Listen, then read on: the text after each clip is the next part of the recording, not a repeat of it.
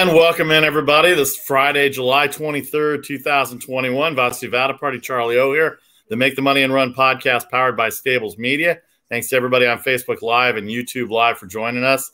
If you miss any of the live broadcasts, you can download and subscribe anywhere you get your podcasts, Apple, Google, iHeart, Spotify, SoundCloud. We are here Mondays, Thursdays, and Fridays. Mondays at noon Eastern, Mondays at 3 Eastern, Thursdays at noon Eastern, and Fridays right now at 1 Eastern.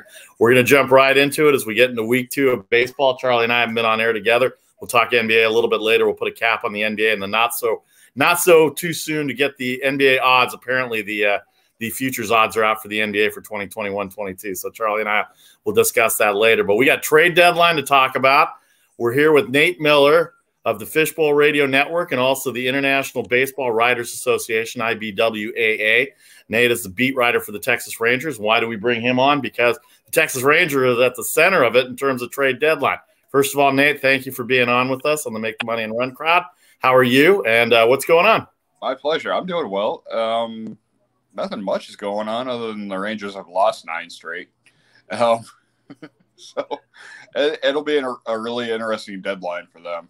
And they've lost 9 straight, and they're probably going to be without 2 players coming up. So let's get right to it. The trade deadline a week from today. They're usually on the 31st, but because it's a Saturday and they got day games going on, they made it to Friday so that anybody that gets traded by 4 o'clock Eastern, 1 o'clock our time, will be traded before the games start next week, unless it's a Cubs game, I guess. But Joey Gallo and Kyle Gibson, the 2 big names on Texas. What do you know about? What do you know about, or what are you hearing about since you're there every day with on the beat with the Rangers as far as Gallo and Gibson?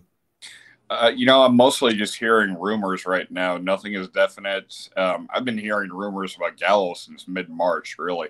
There was one rumor that he was going to the Yankees at one point, and now I don't know where he's going, if he's going at all. So we were talking about NL East possibly. I don't know, NL West. So it could be any one of those divisions, and it's just, it's anyone's guess. Well, what do you think? Go ahead, Charlie. Nate, let me ask you a question. The Rangers moved into that new stadium, and usually a team kind of plans out its personnel to work itself around so that when it pops into a new stadium, that's when they have their personnel ripe and ready to go and have themselves be competitive, at least in its division, and at least trying to be competitive for a playoff position. That hasn't happened for the Rangers. Was that just a gigantic mistake on the part of the front office? Was it a weak farm system? Was it injuries? Because it just hasn't happened for them. I don't know what it was.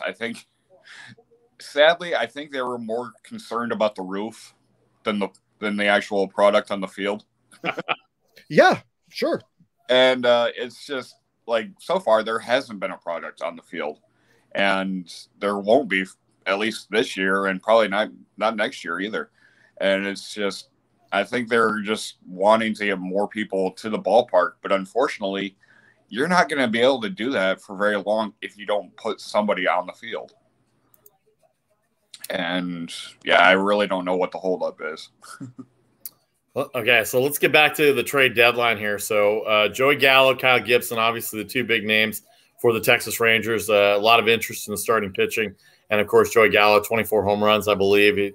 He's had some I've seen him play in Oakland. I'm sure you saw him play a lot of the AL West teams as well, too. But the fact is that they are on the move with him, and they are on the move with Kyle Gibson to rebuild again.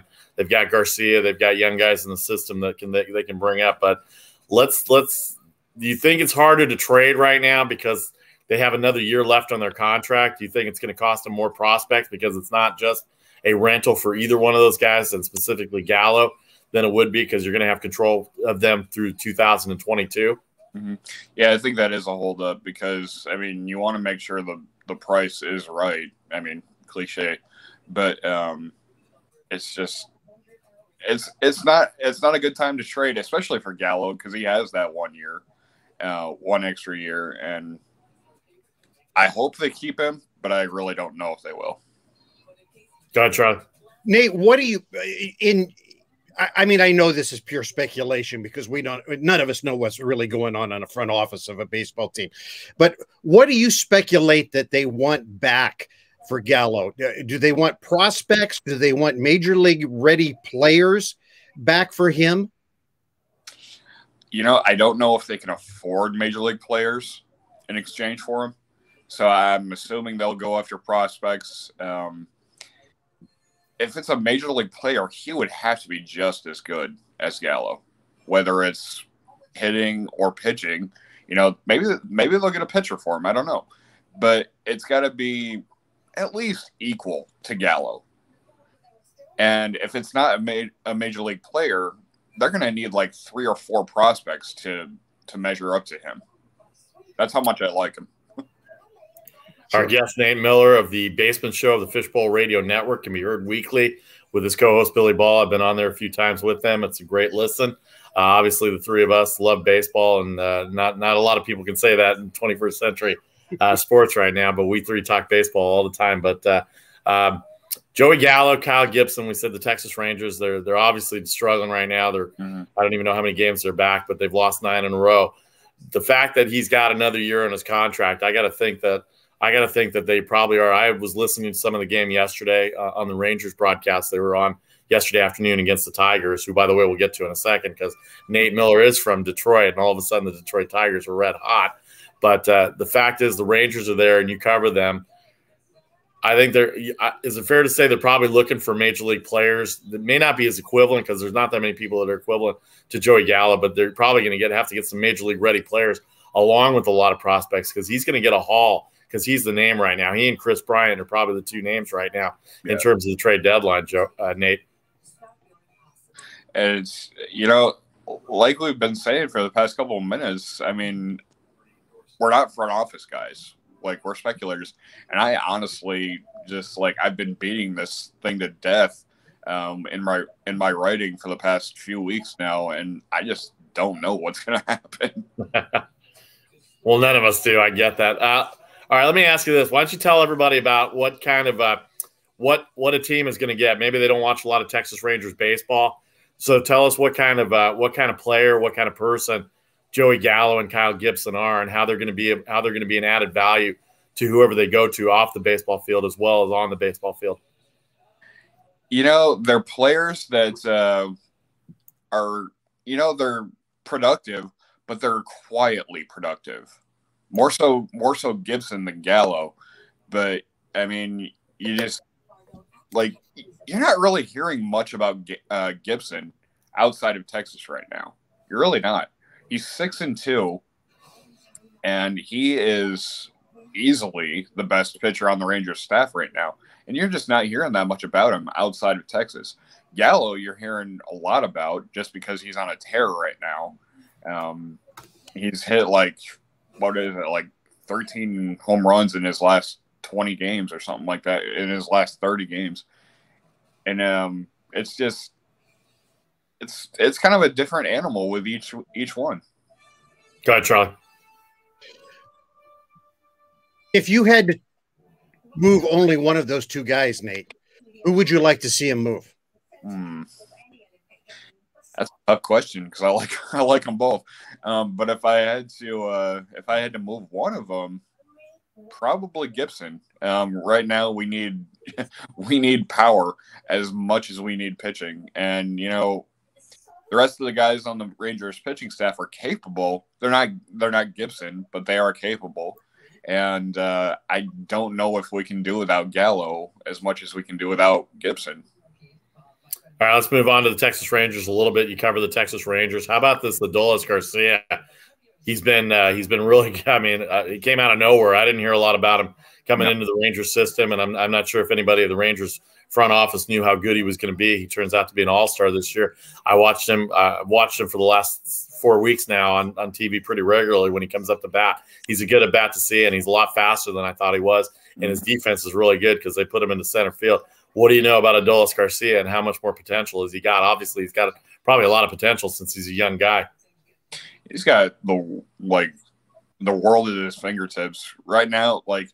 when I first saw him, I knew he had to be good because his number was in the 50s. Usually in training, you see a guy like that, and if he's 50 or less as far as his uniform number, that means he's got to be good. So I was excited back then to see him. I did not anticipate the 20 some odd home runs that he has. I think he's got 22. Yeah, and I would have been surprised if he hit 10. Back in April. But that's basically because I didn't really know anything about him. But he has been a much, much needed surprise for the Rangers and a much needed boost. He's kept a lot of games close, and really I think he's responsible for at least 3 of Kyle Gibson's wins. I could be wrong, but it seems like it. A couple more minutes with Nate Miller here. Go ahead, Charlie. Nate, you obviously watch the American League West. That division is kind of quickly becoming a 2-team race between the Astros and the A's. The Mariners keep trying to grab hold of somebody's coattails, but in typical Mariners fashion, they get close and then they roll back. When you look at the Astros and you look at the A's, who's going to finish on top in that division? Don't shoot me, Billy. It's going to be the Astros. Billie Ball, his co-host, big Texas Rangers fan, does not like the Astros, and no. She and I have that in common as a Dodgers fan and as a Texas Rangers fan. Do you think the Astros bats can overcome their lack of pitching? Because I'm not really sold on their bullpen, and I'm not sure if they're going to go after any bullpen guys, but they definitely need maybe 1 or 2 starting pitchers in that rotation, because if you get to the playoffs, I got a feeling that they may get beat in the playoffs because they're relying on their bats. And we saw their bats go cold right before the All-Star break, talking about the Astros, and then talking about after the All-Star break when they went into Chicago and lost 2 out of 3 as well too. So what do you like about Houston, and what do you think they need to do? Because to me, they need pitching. They do, and who knows what they're going to look like next year or whenever Verlander comes back. And it's just, you have to remember, there's still 2 months left. There's still 2 months left in this season. Bats can go cold at times, but still, you have 2 months left. They could get hot again. And I need to wash my mouth out after this because talking too much Astros. I don't like this. Like, what are you guys doing to me? But anyway, you cover the American League West, Nate Miller. Come on now. That doesn't mean I have to like it. Jeez. Well, I don't like the NL West teams either, and I'm a Dodgers fan, but I talk about them, and I live in Northern California. By the way, we're not going to get to that until after the last 3 nights for Kenley Jansen either. All right, let me ask you this, then. I'll take you off the hook on that because there is 2 months left. There's a lot to do. Any other guys out there outside of the American League West or any other baseball that you've been watching? Trade-wise, any other names that maybe nobody's heard of in terms of from the Rangers or from anywhere else that you're looking at from a trade prospect in terms of the trade value that they have? Everybody knows about Chris Bryant and Baez probably in Chicago, but any other names in the American League, you follow the American League that are possible trade candidates as we go in? Because remember, there's only one trade deadline. There's no waiver trade deadline after July 31st. This is it. Come next Friday.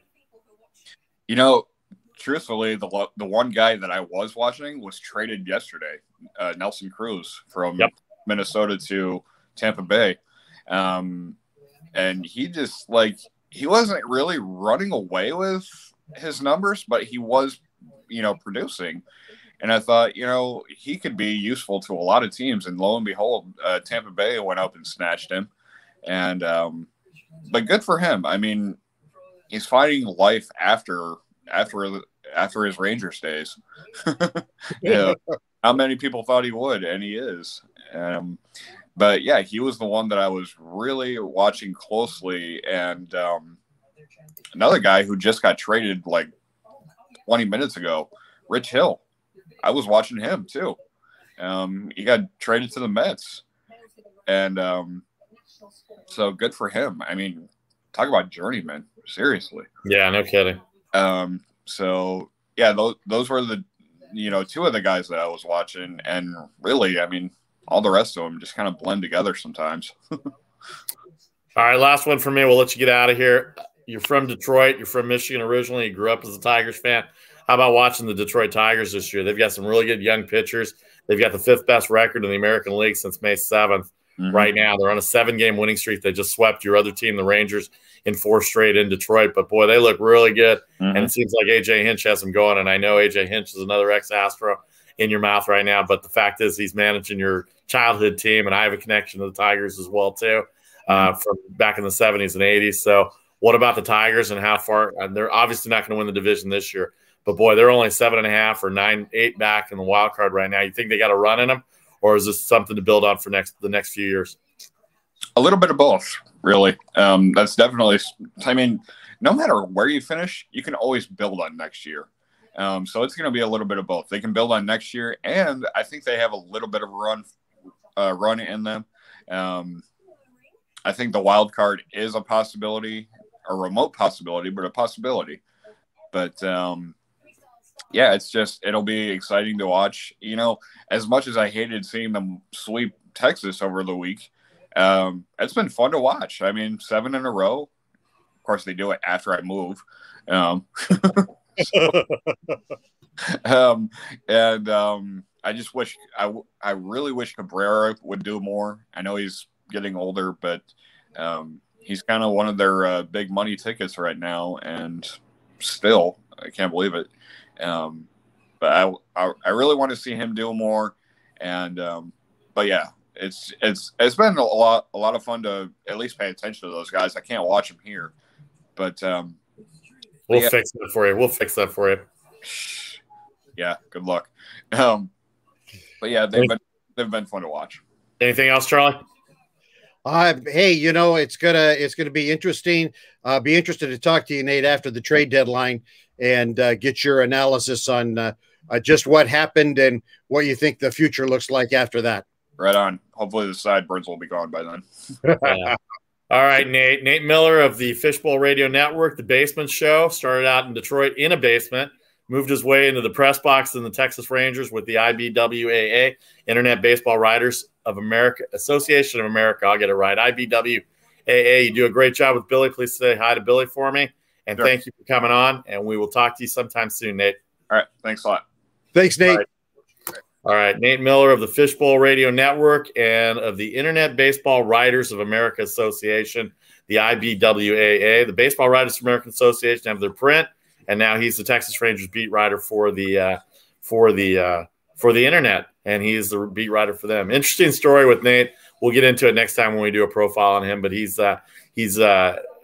disabled, and he's had some issues growing up in his life, but he's persevered everything. He's become real good friends with Jason Benetti, the Chicago White Sox announcer, who has the same affliction he does. His girlfriend's in a wheelchair, and his co-host Billie Ball is amputee, and she's got a prosthetic leg. So it's really a good story to see everybody come through and stick to what they want to do and stick to their dreams. And he's a good lesson for everybody to do it. And he does good work on the IBWAA with the interviews and the internet and the writing for the Rangers, as well as the Basement Show, which is every Wednesday at 1 o'clock Central, 11 o'clock on the West Coast on the Fishbowl Radio Network. You can get to him on his Facebook page, and you can get to him on Instagram and on Twitter. So our thanks to Nate Miller again.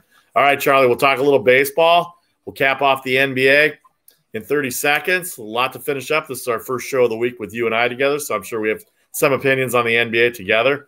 And then we'll preview the baseball weekend, as well as review the week that was in Major League Baseball between LA and San Francisco, Oakland and Anaheim, and various other cities that had some big matchups this week. Back in 30 seconds, this is the Make the Money and Run podcast for Friday, July 23rd, 2021.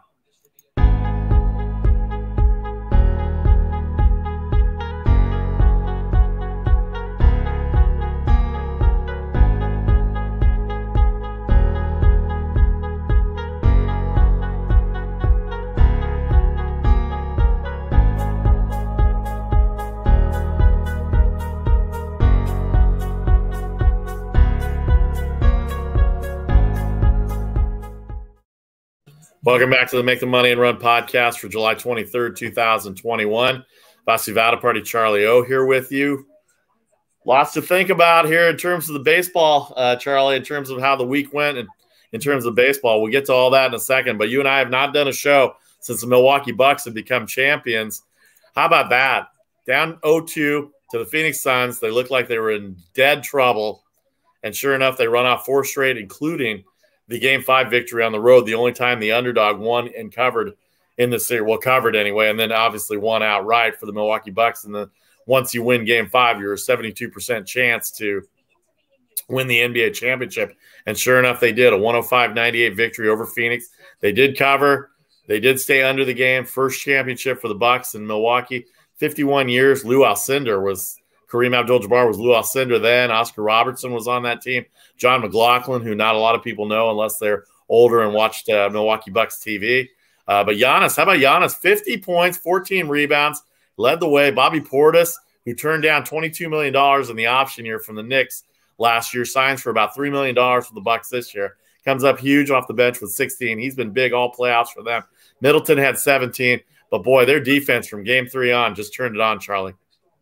Yeah, it was an amazing close to that entire series. I have to tell you, you talk about a series that just flipped on its head.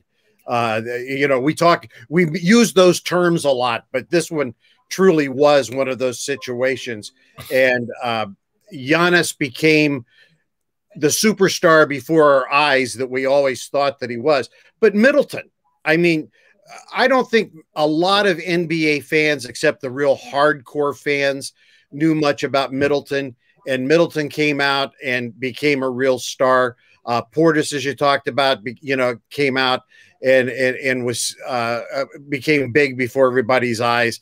One of the great stories for me is PJ Tucker. He was a Sun, goes to Milwaukee and wins a championship. What is he? 104 years old? Yeah, something like that. Yeah. And so there's just a lot of stories. Budenholzer, if he doesn't get that team deep into the playoffs, he's unemployed. I mean, seriously, folks, there was no doubt about it.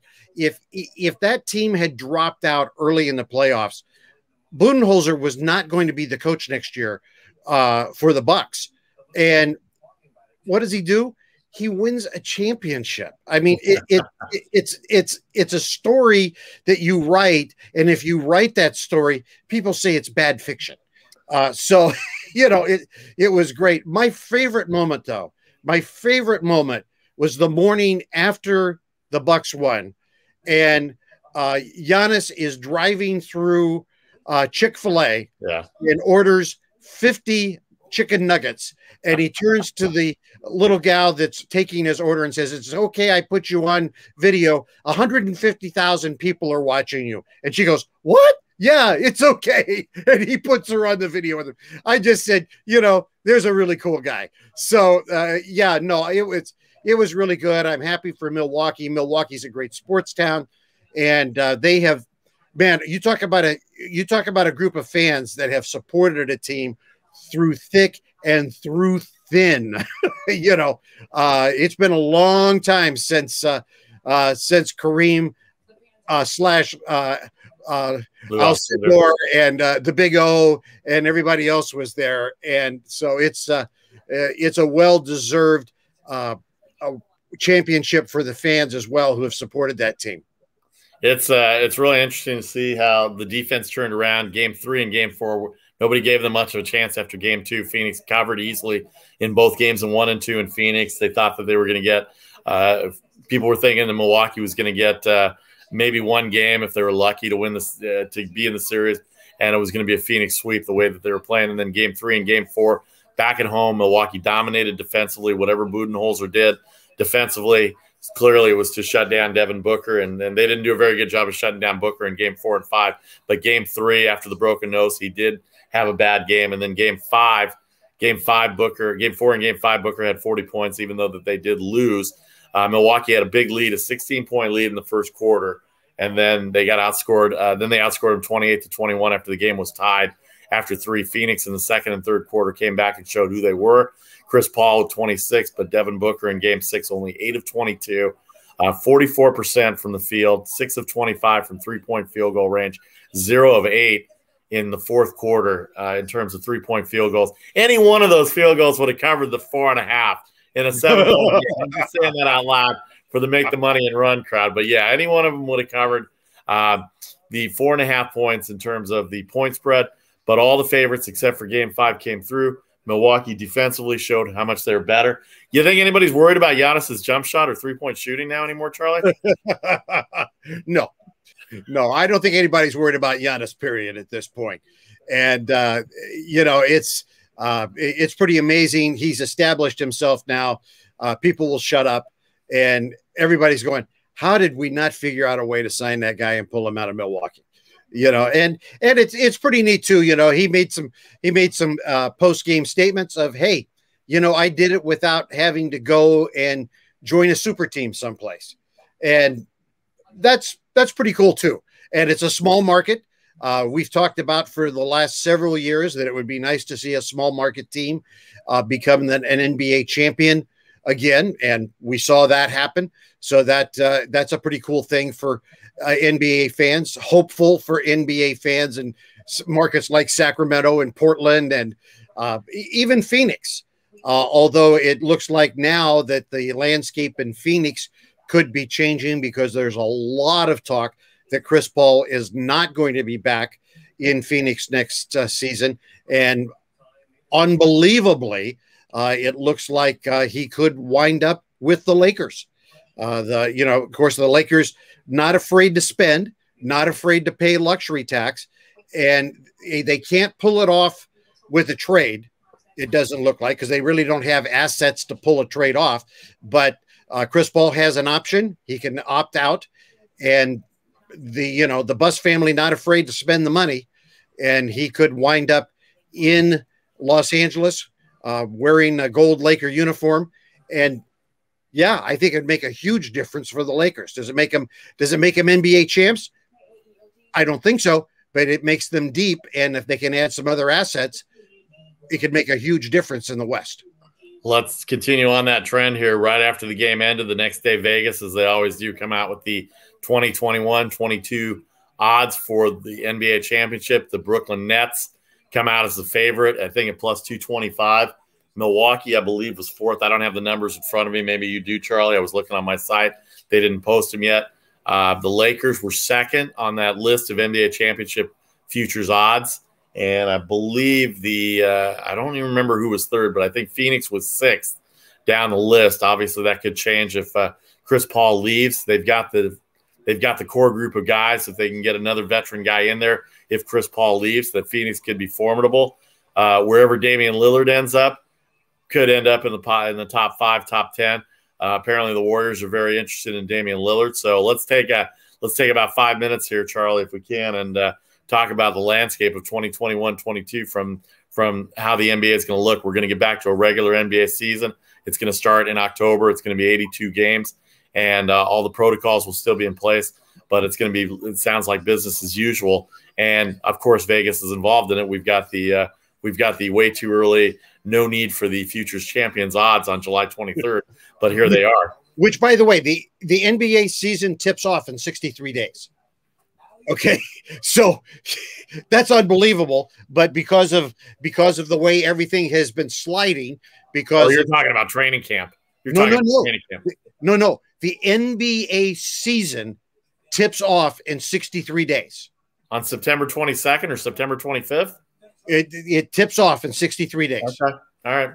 So I don't know how that works, but that was my talk show host guys were telling me yesterday, 63 days it tips off. All right.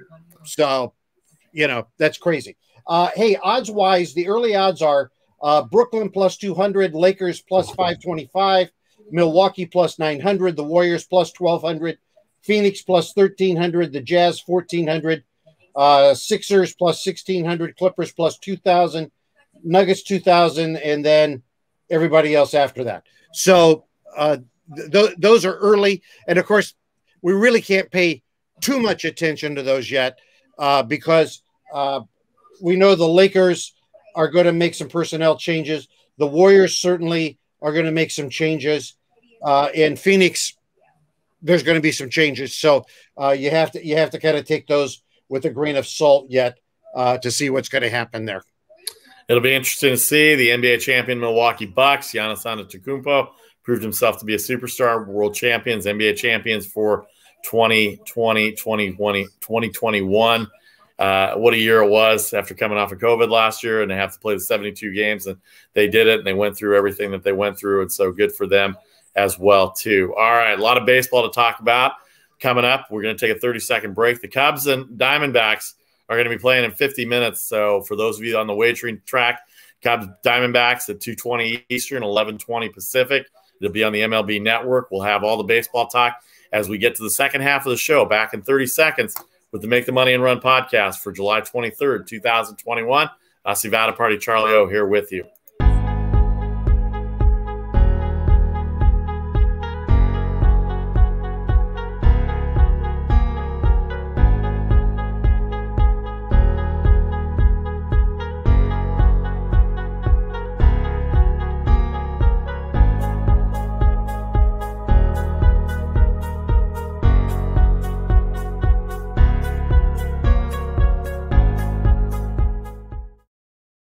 Vasu Vaddiparty, Charlie O here with you on the Make the Money and Run podcast for July 23rd, 2021, our Friday show, where we review the week that was in baseball and also preview the weekend of baseball. A lot of things going on in baseball this week, Charlie. By the way, in case baseball related, not really wagering type, because I don't know a lot of people that wager on the Olympics. The Olympics are going to start today. The ceremony tonight will be great from what I understand from a baseball perspective. I don't know if you saw it already or not, Charlie, on one of the cable outlets. Sandahara. I did not get up at 4 a.m. Pacific time to watch it. Is that when it started? I didn't know. Is that when the live ceremony was, the opening ceremony? Yeah, it was 7 a.m. Eastern time, 4 a.m. Pacific time live. Okay. All right. Well, so, that makes sense. No, I did not get up. No, I didn't get up either. I'll be looking forward to seeing it tonight. And the one part of the ceremony and the ceremony I'll be looking forward to see is the great baseball player Sandahara, 81 years old, being walked up the stairs by Godzilla Hideki Matsui, another Japanese baseball star, up to the torch where he passes it off to Naomi Osaka, which I'm sure a lot of people are questioning why she would be lighting the torch, but that's not for me to say. That's way above our pay grade. But the fact is that from a baseball perspective, and you and I are historians of the game, to watch Sandahara go up, represent his country and represent the ambassadorship that he had for baseball around the world, not just in Japan. And Hideki Matsui, another great Japanese baseball star, obviously very well known here for his days with the Yankees and winning a world championship with the New York Yankees as well, too. To have him help up the 81-year-old up the stairs to pass the flame on to Naomi Osaka to light the torch. Be very inspirational and very emotional ceremony tonight. I'm looking forward to seeing that somewhere from an airport or where I'm going to be at tonight, but somewhere I'll watch it, and it'll be good to see. So that's what's going on Olympic-wise. We haven't forgotten about the Olympics, especially considering we didn't have it last year. It's good to see things are starting back in Tokyo as well, too. All right, you can catch us every Mondays, Thursdays, and Fridays right here on Facebook and YouTube Live. Want to thank Vince and Janine for tuning in right now live, as well as everybody on YouTube Live as well. Download, subscribe, rate and review anywhere you get your podcasts. You can check us out on social media.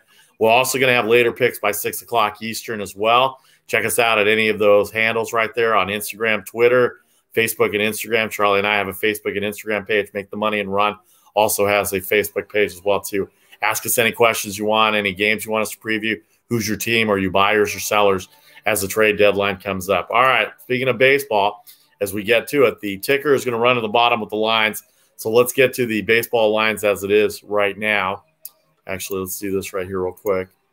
The baseball, how about let's start off with the baseball here a little bit. I'm not sick over Kenley Jansen, but there are a lot of LA fans that are sick over Kenley Jansen.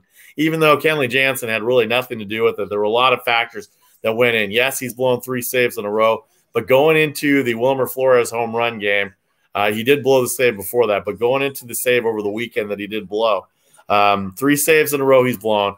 They're talking about, I heard Mike Krukow on the radio here locally. Obviously, the Giants fans are very happy at what happened. What a comeback in the 9th inning. I don't know if you saw it or not, but the fact, I give the Giants credit for one thing, and we talked about this in regards to the Oakland A's about 6 weeks ago. The Giants grind. and they grind and grind and grind. They do not give at bats away. They fight till the very end. And even secondary leads are very important in baseball because that game could have been over before Darren Ruff got up to plate. Sheldon Noisy is a defensive replacement, did not stretch out for that ball at second base.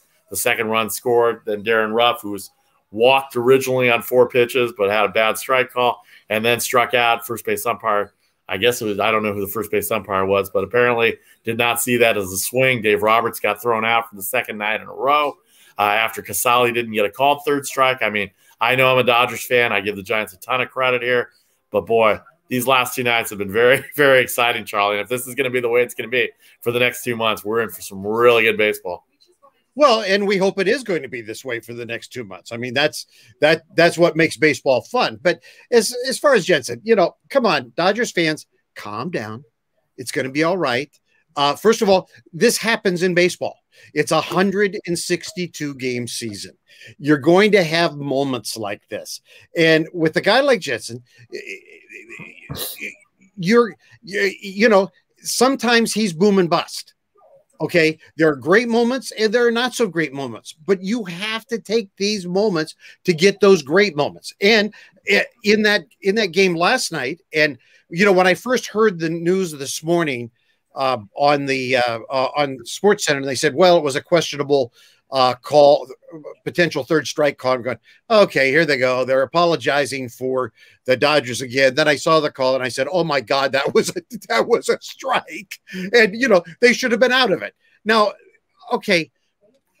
And please don't start. Well, we should have replay for everything. No, we can't have. No, we don't. You can't start that. Yeah, they should have been out of that game. Okay, so it went against them. There'll be something. One of the things that you've got to know, baseball always equalizes itself, and they'll get a game back for the game they lost last night. It always equalizes itself. They'll get a game back that they should have lost. They'll win a game that will equalize that game. Don't worry about it. But, they don't need to find another closer. Everything is fine in Dodgerland. So don't worry about it. It's just going to be a fight in the West right down to the end. And more than likely, it's still shaping up like the fact that unless the Padres keep slipping, and my partner keeps telling us that the Padres aren't as good as everybody said they are. And you know what? He keeps continually being right. It could well be that the playoff teams, the wild card teams, both come out of the West. So there's no need in Dodgerland to panic. And so enjoy the rivalry, enjoy the race. And I think it's going to be great. Dodgers 3 games back, 4 back in the loss column. The Padres are 7 back in the loss column, 5.5 back in the standings overall. The Giants will have Pittsburgh this weekend. The Dodgers will have Colorado. After the last 3 games in LA against the Giants, I'm going to feel really bad for the Colorado Rockies this weekend because I got a feeling the Dodgers might be taking out some extra aggression on the Colorado Rockies. And San Francisco Giants fans, a loss to the Pittsburgh Pirates counts just as much as a win against the LA Dodgers. So be careful with the Pirates, who, except for the Arizona series this week where they got swept by Arizona in 3 straight, the Pirates have been playing well. Adam Frazier and Brian Reynolds lead the league in hits and hitting right now, and they're 2 stars on that Pittsburgh Pirates team. Don't underestimate the Pittsburgh Pirates at all in this 3-game series for the Giants. San Diego has Miami. They squeaked out a 3-2 win last night with Melanson getting another save. Padres had 3 runs. They split the series against Atlanta. They had 1 game suspended, 1 game rained out. Fernando Tatis hit another home run. He's on fire. Defensively, I'm still not sold on him, but right now he's looking like the National League MVP with 28 home runs. And then you go to the American League Central, the Milwaukee. How about the Milwaukee Brewers? They get swept by the Kansas City Royals this year. Twice in Kansas City, twice this week to the Royals. I think I had the Brewers both days, Tuesday and Wednesday, and the Royals went in and beat them surprisingly. Brewers still maintain a 6.5-game lead over Cincinnati. Cannot figure the Cincinnati Reds out. Tyler Mahle will go tonight, as we see on the screen here, against St. Louis. St. Louis just took 3 out of 4 from the Cubs. It'll be Wade LeBlanc and Wade LeBlanc going for St. Louis. Oh, I'm sorry. I got it mixed up. I still thought they were playing each other. Zach Davies going against Zach Gallen for the Cubs, 137-10 over. St. Louis is going to Cincinnati, a pretty heavy underdog, 153. Tommy Maley and Wade LeBlanc. That division's still up in the air here. It seems like St. Louis is playing better. Now they're 2 games up on the Cubs in third place, a half a game back of the Cardinals. And in the wild card scenario, St. Louis is 7 back of the wild card, and the Reds are 6.5 back, both of the Padres right now. Atlanta and Philadelphia 8 back. They might be too far in the wild card. They may have to focus on the NL East, the interleague games. We'll talk about the interleague games in a second right now. But, Charlie, let's look at these National League games we have on the screen here. Philadelphia, Zach Wheeler going tonight against Max Fried. The Braves got a big win last night. Dansby Swanson. This is a big rivalry series as well, too. Atlanta, Philadelphia, right there in the East. But right now they're looking up to the Mets right now as well. Miami, San Diego, we said Joe Musgrove will throw against Thompson tonight. He's about $1.57 favorite, 8 the total. Cincinnati, 153 with Tyler Mahle. I bet on Mahle the last 2 games. It hasn't worked out for me, both against Milwaukee. St. Louis, $1.43 underdog. That's pretty high for St. Louis right now, coming off a 3 out of 4 at home, but they are going to Cincinnati. The total 9.5. Charlie's theory of Friday night baseball in Cincinnati may come into play, but Tyler Mahle's been pretty good. And then Johnny Cueto's $1.87 favorite, 8.5 the total against a pretty surprising Pittsburgh Pirates ball club. Chad Kuhl going. They did lose to Arizona in 3 straight. Arizona, by the way, only the second home series they've won all year against the Pirates with that sweep. So there are your National League games, Charlie. Go for it. Well, first of all, are Cincinnati and St. Louis just playing every weekend? I mean, it just like the Yankees and Red Sox. Yankees and Red Sox. I mean, it just seems like, okay, it's the weekend, so Cincinnati and St. Louis are playing. And by the way, yeah, take the over. just take the over. Night games, Cincinnati, take the over. It's there's some interesting games there. I think you're right in that Pirates-Giants game. Respect the Pirates. Look at that one very closely. The Pirates, even though they've struggled, they're not a horrible team. They're not a horrible team. Their second baseman, Adam Frazier, maybe gone, and then the shortstop also.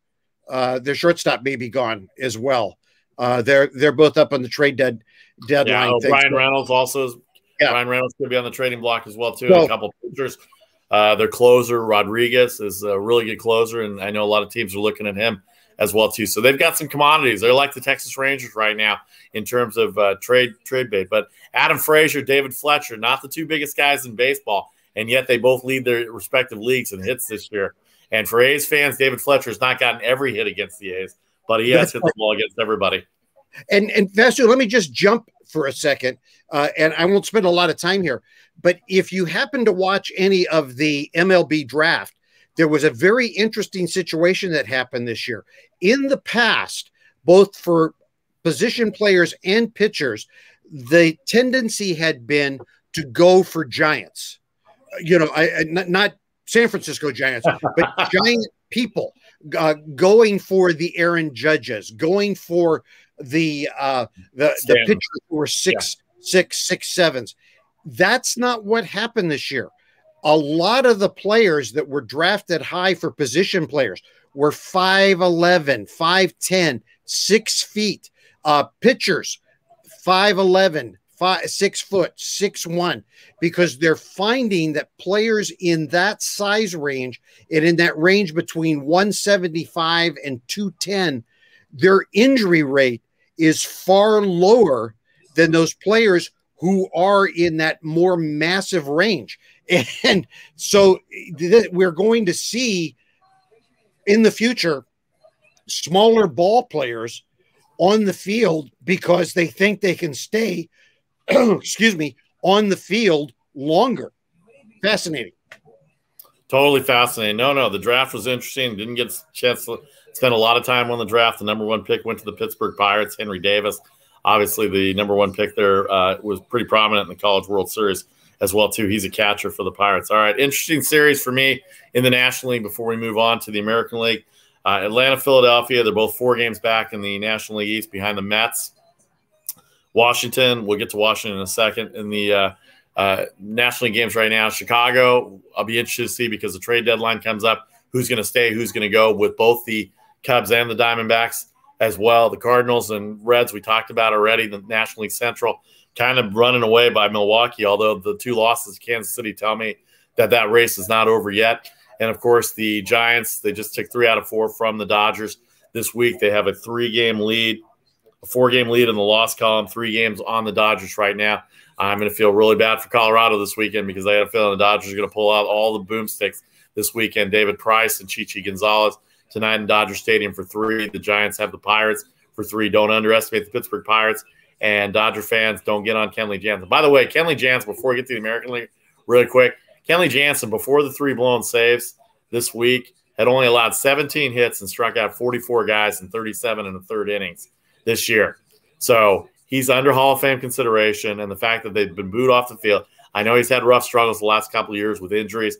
They are the world champions, and you just can't go after your guys like that. And Dave Roberts, calculated or uncalculated, the last 2 nights of getting thrown out of a game. Yeah, they got rooked out of calls, but there were a lot of calls, Dodger fans, and I'm talking to myself too here, that happened last night in last night's game. First of all, the good base running by the Giants. Sheldon Noisy at second base did not stretch for the ball like a first baseman. He was safe at second, and thus the Ruff walk.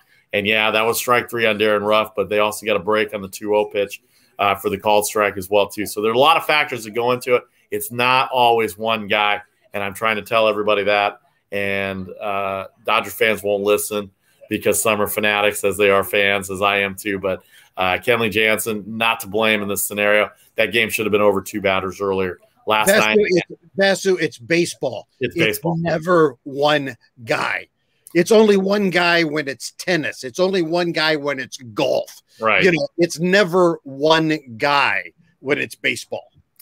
Yeah, that's true. And he did have 3 blown saves in a row, and he did give up hits, but he's been outstanding, and they wouldn't be in the position where they are right now without his 24 saves to begin with. So let's just remember that as well, too. And by the way, Tyler Rogers gets a lot of credit for coming back after giving the game-winning home run on Tuesday night to come back and go 1-2-3 on Wednesday night against the Dodgers as well, too. All right, in our last few minutes here, let's hit the American League.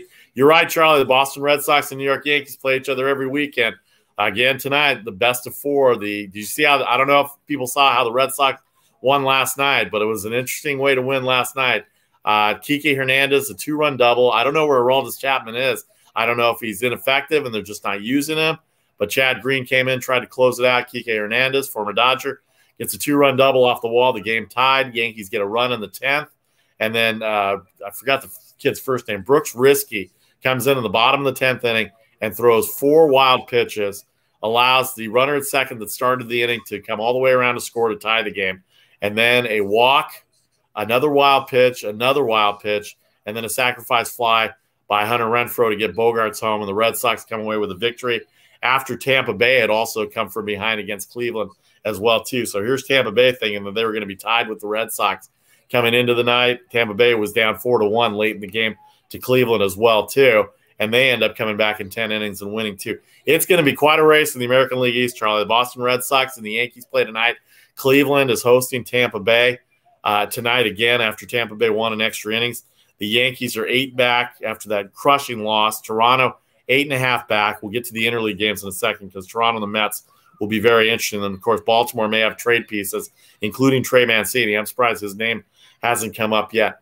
In the American League Central, the White Sox are 9 up on Cleveland.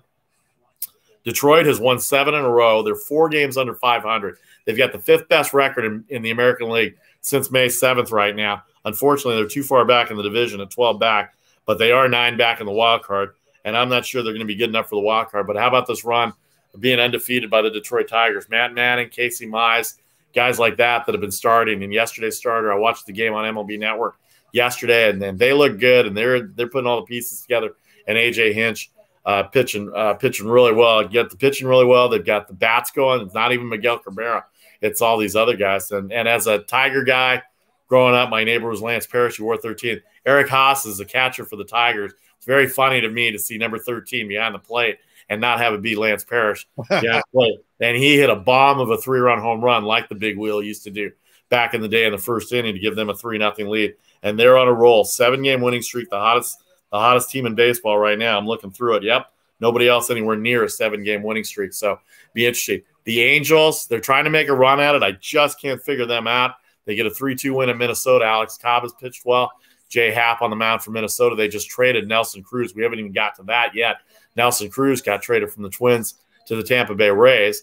Houston and Texas will play this weekend. Odorizzi, Kobe Allard. Rangers lost 9 in a row, as our guest Nate Miller said. And then those Red Hot Tigers are going to Kansas City to play the Royals tonight. Bubic and Peralta in the American League. But how about Nelson Cruz, Charlie? Let's hit that a little bit. Nelson Cruz, we knew he was going to be traded. A little surprised he went to Tampa Bay, but Tampa Bay went after him. Not a little surprise, a huge surprise, because Tampa Bay doesn't normally make these kind of gigantic moves, and it was a 4-player trade, 2 pitchers and actually 3 pitchers going to Minnesota.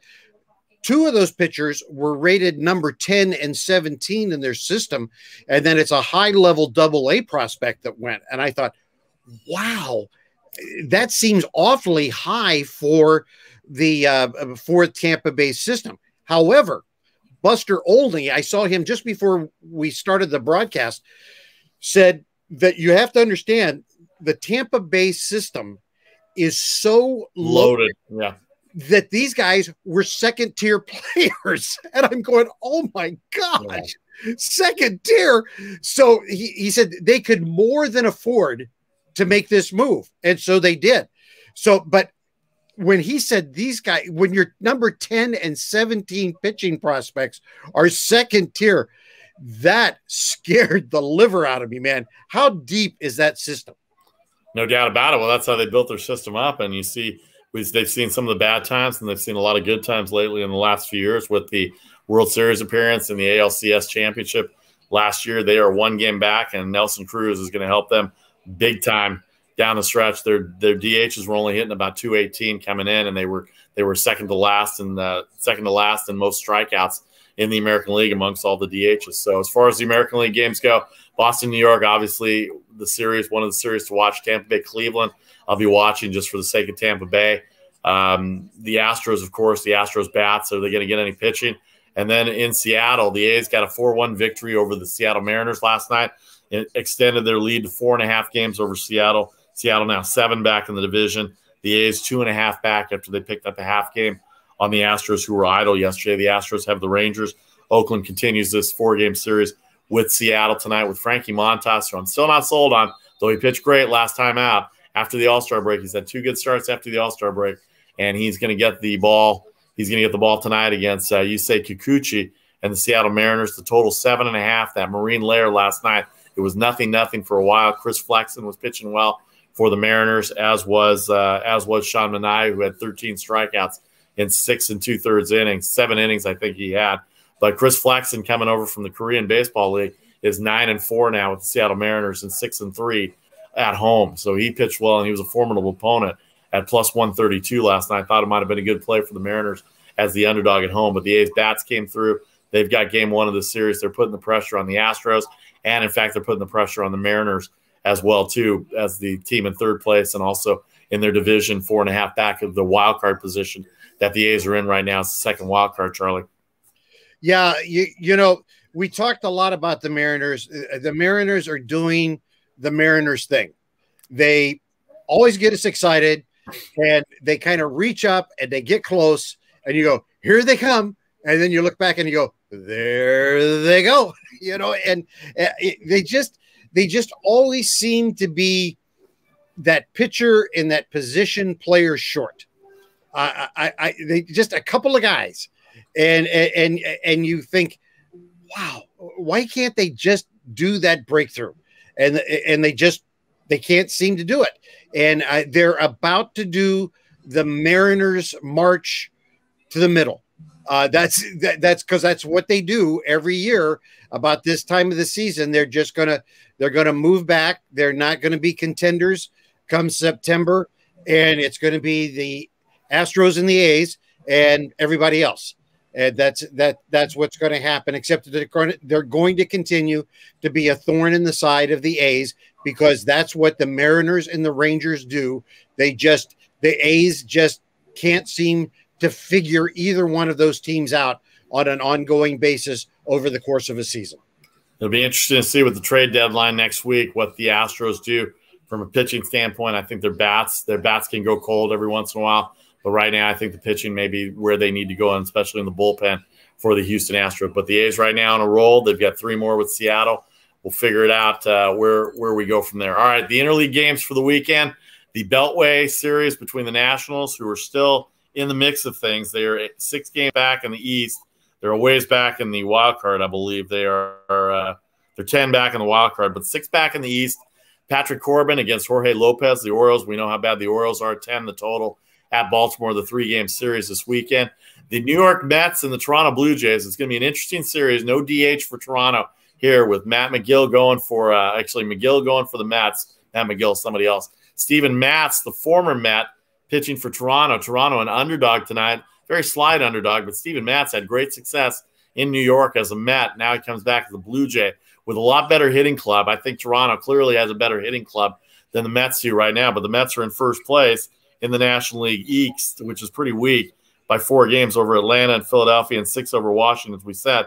Toronto, 8.5 back. They're on a 2-game losing streak, but they're going into a pitching staff this weekend where they may not have to face DeGrom, so it could benefit Toronto a lot this series, with the Yankees and Red Sox beating each other up and Tampa Bay and Cleveland facing each other, which is no easy task on the road for Tampa Bay as well, too. Your thoughts, New York Mets, Toronto, Charlie, and then the last one, the Milwaukee Brewers in first place against the Chicago White Sox in first place. That's going to be a big series, too.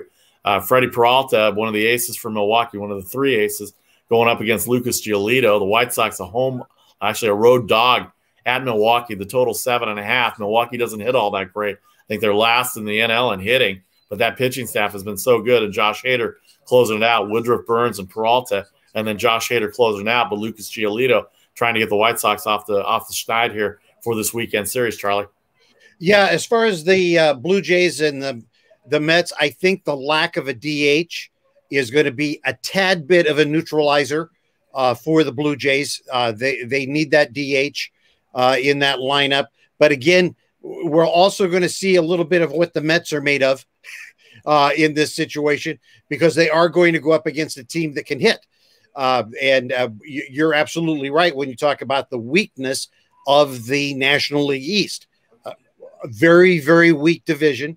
And the Mets have been talked about as players for in the trade market for everybody. You know, they seem to be shopping for everybody.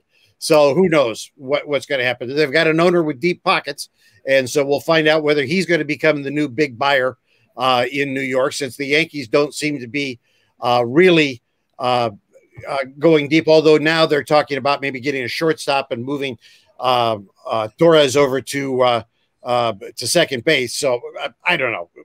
Who knows in New York? New York is either going to buy everybody or nobody. We know that. And then go ahead. We'll find out. We'll find out as we're running out of time here. We'll find out what the trade deadline has. We'll find out what the trade deadlines have next week as well. Braves, Phillies will go up against each other. That'll help the Mets in their scenario. All right, real quick, Charlie, go over your picks here as we wind down the show.